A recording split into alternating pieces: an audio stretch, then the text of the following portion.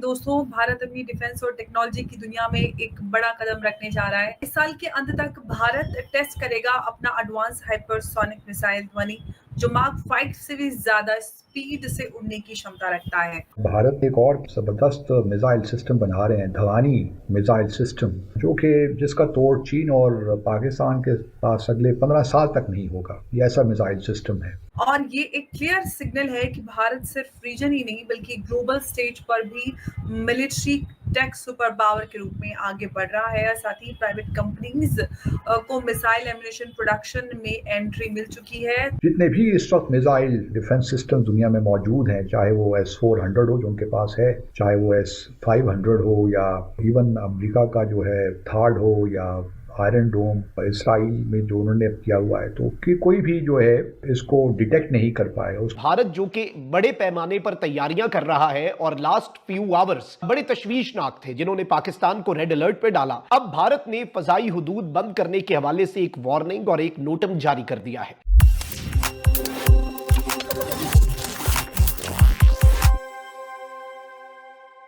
नमस्कार दोस्तों, स्वागत है आपके अपने चैनल पर। आज हम बात करेंगे सुपर मिसाइल सिस्टम ध्वनि को लेकर, जिससे पाकिस्तान और चीन में जबरदस्त हड़कंप मच गया है। भारत ने हाल ही में अपनी हाइपरसोनिक मिसाइल ध्वनि की घोषणा की है, जिसकी स्पीड और रेंज ब्रह्मोस मिसाइल से कहीं ज्यादा है।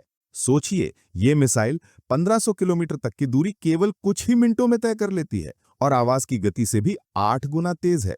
पाक मीडिया और एक्सपर्ट अब्दुल बासित इसे सुरक्षा के लिए सबसे बड़ा खतरा बता रहे हैं। बासित का कहना है कि ये टेक्नोलॉजी अगले 15 साल तक पाकिस्तान और चीन हासिल नहीं कर पाएंगे, जिससे पूरे दक्षिण एशिया का स्ट्रेटेजिक बैलेंस बदल सकता है।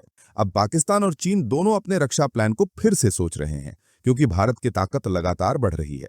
वहां की मीडिया और रक्षा विशेषज्ञ सरकार को चेतावनी दे रहे हैं कि सतर्क रहें, वरना खतरा बढ़ सकता है। दोस्तों, आगे हम जानेंगे कि आखिर ध्वनि मिसाइल सिस्टम क्या है और पाकिस्तान इससे क्यों इतना डरा हुआ है। वीडियो पसंद आया हो तो लाइक करें, शेयर करें और कमेंट में अपनी राय जरूर बताएं। ऐसे ही ताज़ा अपडेट्स के लिए चैनल को सब्सक्राइब करना मत भूलें। फिर मिलेंगे अगले वीडियो में, तब तक के लिए धन्यवाद। इंडिया की जानिब से जो मुज़क्किर बयानात आ रहे हैं और जो इश्तिआल अंगेज वो गुफ्तगू कर रहे हैं, क्या इसका इनिशियली आप क्या देखते हैं, क्या समझते हैं, क्या इसकी वजह समझते हैं आप? हर रोज भारत से एक नई बात सुनने को मिलती है।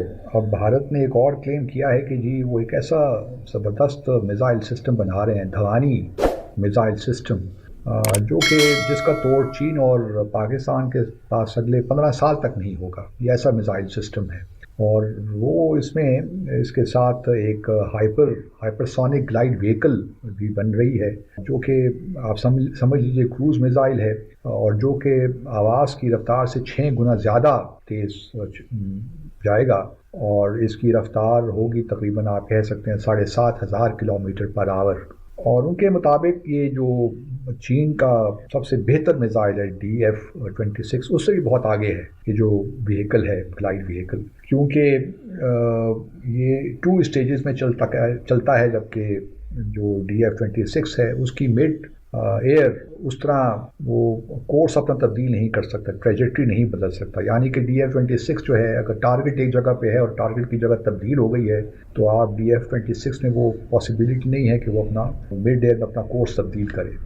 जबकि जो धवानी मिसाइल सिस्टम है, इसमें ये पॉसिबिलिटी होगी कि वो जो है अपनी ट्रेजेक्ट्री को तब्दील करे और टारगेट को फॉलो करे। तो ये बड़ी ज़बरदस्त की कामयाबी है, भारत को हमारी बात तो देनी पड़ती है। फिर उनका कहना ये भी है कि ये जितने भी इस वक्त मिसाइल डिफेंस सिस्टम दुनिया में मौजूद हैं, चाहे वो S-400 हो जो उनके पास है, चाहे वो S-500 हो, या इवन अमेरिका का जो है थार्ड हो, या आयरन डोम इसराइल में जो उन्होंने किया हुआ है, तो कि कोई भी जो है इसको डिटेक्ट नहीं कर पाएगा। उसकी एक वजह यह है, एक तो ये क्योंकि बहुत नीचे उड़ेगा, और दूसरा ये है कि इसकी स्पीड इतनी ज़्यादा है कि किसी भी सिस्टम के लिए मुमकिन नहीं है कि वो इसको टारगेट करे। और चूंकि भारत, पाकिस्तान और चीन के पास तो कोई सिस्टम है नहीं, तो इस वजह से मुमकिन ही नहीं है कि इस सिस्टम को काउंटर किया जा सके। अगले 15 साल में क्या होता है वो वी डू नॉट नो, लेकिन भारत का यही कहना है कम से कम 15 साल तक तो लगता नहीं है कि पाकिस्तान और चीन इसको काउंटर कर पाएंगे। तो ये तो पाकिस्तान और चीन के लिए बड़े खतरे की बात हो गई ना जी, कि अगर भारत ऐसा ज़बरदस्त सिस्टम डेवलप कर रहा है जिसको पाकिस्तान या चाइना काउंटर कर सकते हैं, तो फिर तो हमें बड़ा तैयार रहना चाहिए एक मुकम्मल तबाही के लिए। ये बात ज़रूर है कि चाइना के पास जो DF-26 है मिसाइल, वो भी गया काम से। पाकिस्तान के पास जो सारे मिसाइल सिस्टम्स हैं वो भी काम से गए। पाकिस्तान के पास जो सारे हमारा एयरक्राफ्ट है वो भी काम से गए। हम तो अब बिल्कुल भी बड़ा मसला हो गया पाकिस्तान और चीन के लिए, तो अल्लाह खैर करे। उमेश जी, ध्वनि के साथ साथ जो है भारत हाइपरसोनिक मिसाइल क्लब में एंट्री लेने जा रहा है। ये चाइना और रशिया की मोनोपोली तोड़ेगा क्या?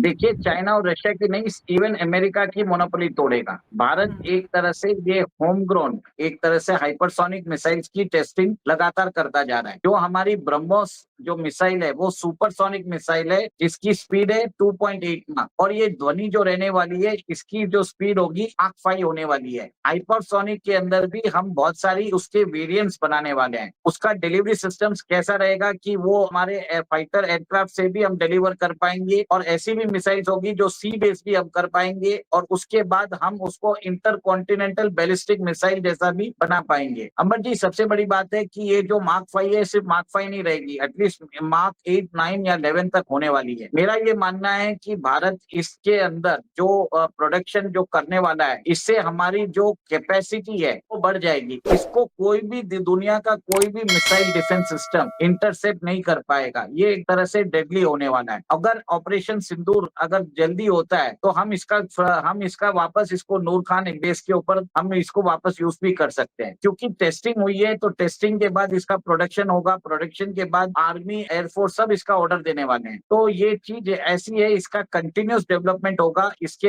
अलग अलग वेरिएंट्स आएंगे और इसका मिनिएचराइजेशन भी होगा, ताकि मतलब इसको कम प्रॉब्लम्स के साथ इसको लॉन्च किया जा सकता है। ये एक बहुत बड़ा एक स्टेप है फॉर मेक इन रिलायंस, आत्मनिर्भरता के अंदर, भारत के अंदर एक बहुत बड़ा स्टेप है। अहम तरीन और तशवीशनाक डेवलपमेंट्स है। भारत की तरफ से कोई भी मिस एडवेंचर किसी भी लम्हे किया जा सकता है। पाकिस्तान के इदारे इस वक्त रेड अलर्ट पे हैं। पाकिस्तान की इंटेलिजेंस के एनालिसिस भी इसी जानिब एक क्लियर इंडिकेशन दे रहे हैं कि कुछ न कुछ भारत प्लानिंग कर रहा है। भारत जो कि बड़े पैमाने पर तैयारियां कर रहा है, और लास्ट फ्यू आवर्स बड़े तशवीशनाक थे जिन्होंने पाकिस्तान को रेड अलर्ट पे डाला। अब भारत ने फजाई हुदूद बंद करने के हवाले से एक वार्निंग और एक नोटम जारी कर दिया है। क्या पाकिस्तान पर हमला होने जा रहा है या भारत कोई मिसाइल टेस्ट करेगा? पाकिस्तान इस वक्त रेड अलर्ट पे है, और सिर्फ पाकिस्तान आर्मी और पाकिस्तान एयरफोर्स नहीं, बल्कि इस मर्तबा पाकिस्तान नेवी भी मुकम्मल तौर पे रेड अलर्ट पे है, क्योंकि भारत इस मर्तबा नेवल साइड से भी कोई एडवेंचरिज्म की प्लानिंग कर रहा है। इस वक्त जो इंडिकेटर्स हैं, जो इशारे हैं, पाकिस्तान के इंटेलिजेंस ऑपरेटर्स को यह लगता है कि वो एक रिन्यूड काइनेटिक एक्शन जो है, यानी डायरेक्ट मिलिट्री कन्फ्रंटेशन जो है वो अक्टूबर के महीने में होने जा रही है। और ये कोई ड्रिल्स नहीं होने जा रही, बल्कि एक स्ट्रेटेजिक टेम्पो जो है वो बहुत डिफरेंट।